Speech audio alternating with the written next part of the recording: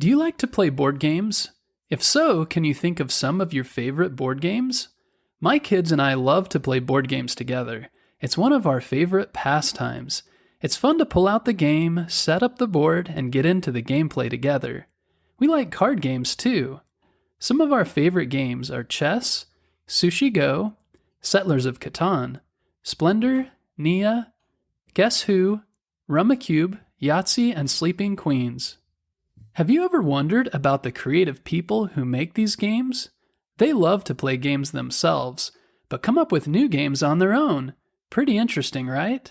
Today we're going to learn about one of the first board game inventors named Milton Bradley. Milton Bradley was born on November 8, 1836, in Maine in the United States. The Bradley family lived a simple life, and both parents worked to get by.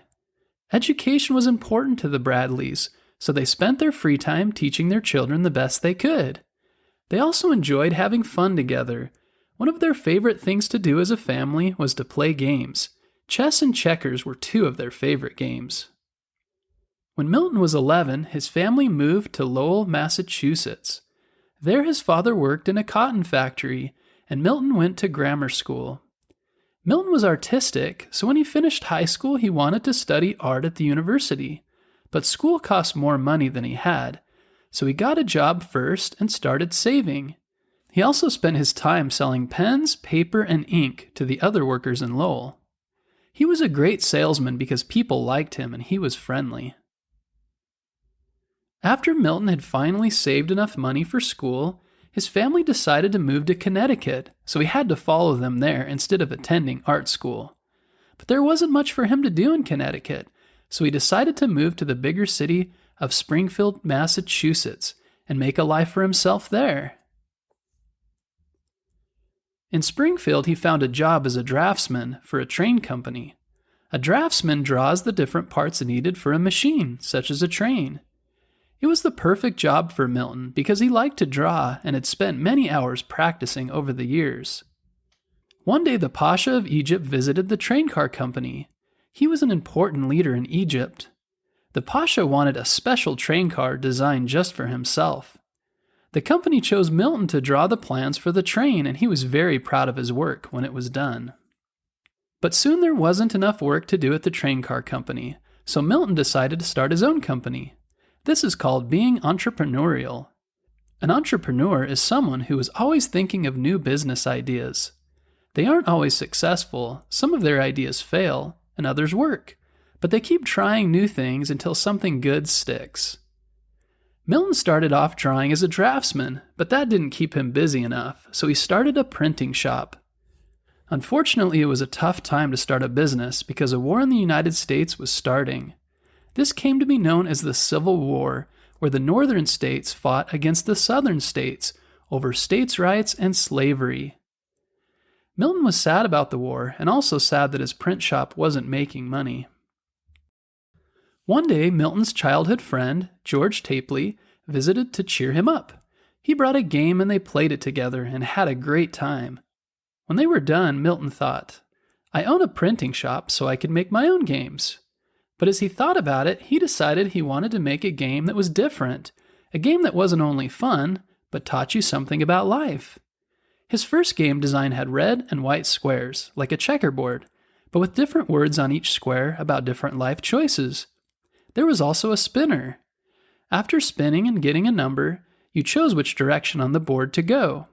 If you made good choices, you ended up on happy old age instead of ruin.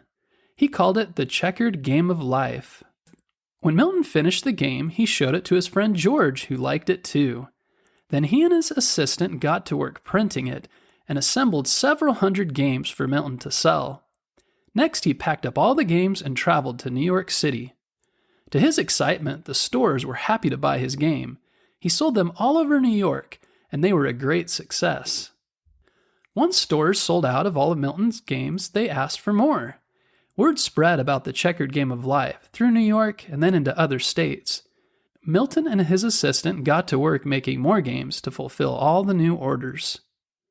By this time, the Civil War had started, and soldiers from the northern and southern states were fighting each other. It was a very sad time. One day Milton saw a group of soldiers who looked bored. He thought they might like to play a game, and had the idea to build a small set of games they could carry around. So he made a plan and then built it.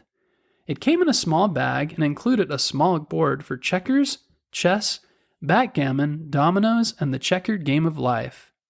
He gave some of the game kits to soldiers, then started selling them to stores for $1 a kit. Soldiers loved playing these games. It cheered them up, and Milton was able to sell thousands of them.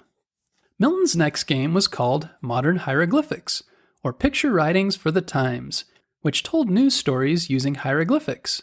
Hieroglyphics are ancient Egyptian writing. Finally, in 1865, the Civil War ended. Many businesses struggled, but Milton Bradley's game company kept selling games because people needed the distraction and something to make them happy more than ever. Milton and his wife, Valona, often invited large groups of people to their home to play games. By this time, George was focusing all his time on just creating new games for his company to print, build, and sell. One day, Milton met a man named Friedrich Froebel from Germany who had started creating schools for younger kids. He called them kindergartens. He discovered that small children could learn through play. For example, they could play with puzzles to work out a problem or wooden blocks to learn to count or read. His kindergartens focused on teaching children through play. Milton also met a woman named Elizabeth Peabody, who believed that children could learn through playing too. Her students used numbered blocks and balls to learn to count and add and subtract. Milton thought this was very interesting and wanted his company to help teach children this way too. Soon the Milton Bradley Company was building blocks and other toys for kindergartens and for families to buy for their children. Milton created a learning toy called multiplication sticks, a box of matchstick-sized sticks that taught kids their multiplication tables. Soon his company was also making crayons, paints, and other items that kindergartens needed. As the company grew, they moved into a bigger building, and Milton's friend George joined the new company. They spent their time inventing new games and designing new products to sell. Soon Milton and his family were very wealthy, but he was just happy he was able to do work he enjoyed and help people have fun and schools have the supplies they needed. He didn't use his money for expensive things. He just enjoyed the extra time he had with his family while they lived in Springfield. In 1907, he retired from the Milton Bradley Company and his friend George took over. Before long, Milton's children had their own children, and he had grandchildren. He enjoyed his growing family and the time he was able to spend with them.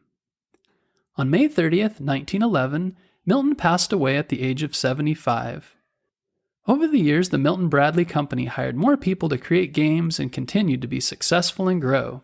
Some of their most popular games are Battleship, Twister, Candyland, Scrabble, Connect Four, Guess Who, Yahtzee, and later strategic games like Axis and Allies and Stratego. In 1984, the Milton Bradley Company was bought by Hasbro, who also bought Parker Brothers Game Company. Like Milton Bradley, you can practice your creativity by using your imagination to come up with new ideas. Everyone is creative in one way or another. Milton wasn't afraid to fail sometimes and try new things. Failure is okay because it's one of the best ways to learn. If we never try new things, we never learn. Be brave and don't be afraid to try new things even if you might not get them right the first time and fail. Here's a challenge this week. Spend some time thinking about and planning out your own board game. Think of other games you like. You could take the pattern for those games and make it a little different based on your interests. Or maybe it's a card game. Don't be afraid to try a few different ideas and even start over a few times until you end up with something you like. Then take it and play it with your family or friends. If you do come up with an idea, with the help of your parents, feel free to share it on our Facebook page. I'd love to see what you come up with.